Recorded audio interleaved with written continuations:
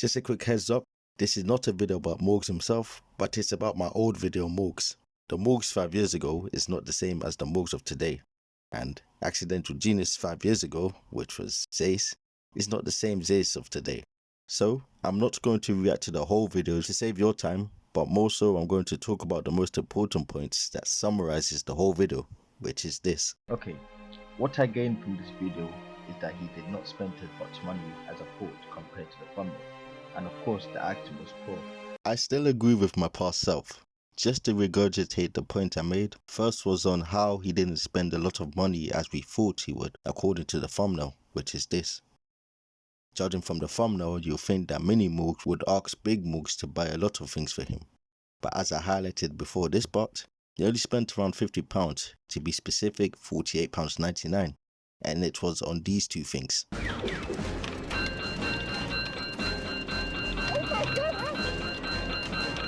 Mine. Bro, Yeah? are you getting that one? Yeah. However, they were going to go to the Apple store to buy an iPhone, but the security stopped them from filming. You've just been asked once to put it away. You need to put it. So that budget on the video could have been spent on an iPhone. I'm not too sure. Now, if we was to make that video real, then the money that Morgz would be holding on that thumbnail would have been accurate, possibly even more. And an example for it would be Chunks, as he made a video on how he spent, as you guys see this coming, Mr. Beast's money with speed. The total amount of money he spent on Mr. Beast's card was over 120,000. Imagine if we were in that position. This is basically a fake vlog or a challenge. I don't know how you can fake a vlog. Seems like you can, and even more through these 5 years plus on this platform. If you check TikTok or YouTube short, the majority of the content you see is fake, or staged as I can put it. There are even cases where the information that the creators spread are fake, which is not really a good thing. However, I don't fully blame him for doing this, because he's doing all these types of videos as they're giving him attention. Because nowadays in YouTube, you don't fake it to make it. It still applies to now, but nowadays it's becoming spend it to make it. For example, if he was to make a genuine video, for example a FIFA pack opening or a Fortnite gameplay, not many people would watch it. But if he added with girlfriend, she strips in his title with a suspect thumbnails, the views will skyrocket. This is a content creation issue. When you try to make original content, you won't get as many views because the viewers don't know or care about you. For the majority of cases, it takes an unoriginal idea for a YouTuber to blow up. The only difference is that they either added their spin to make it their own or have a unique personality. Just like what Cool Cheesy says. There is no reason you should be trying to make your own trend when you have 10 followers. Oh, give it up. Give it up. It only worked in the past because YouTube wasn't big, so content creators back then had the luxury and freedom to make original content.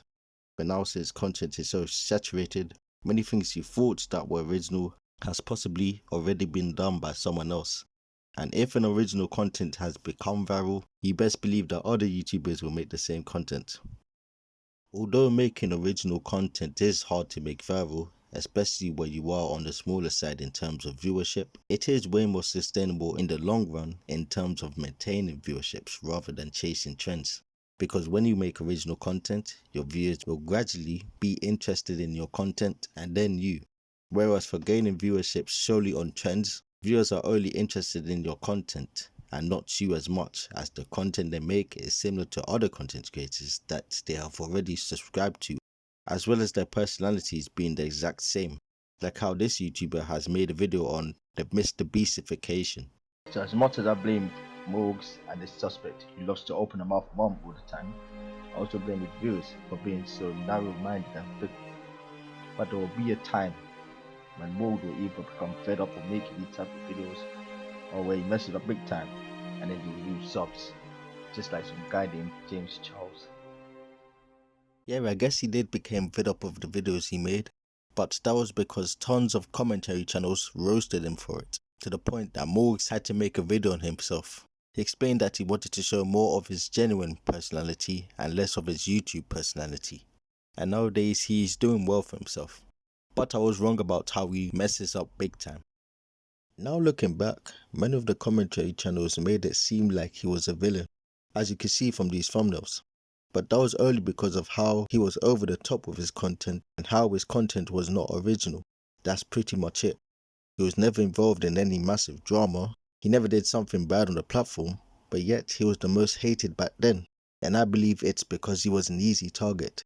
He was a young, successful YouTuber, and people hated it because of how his videos don't reflect on his success.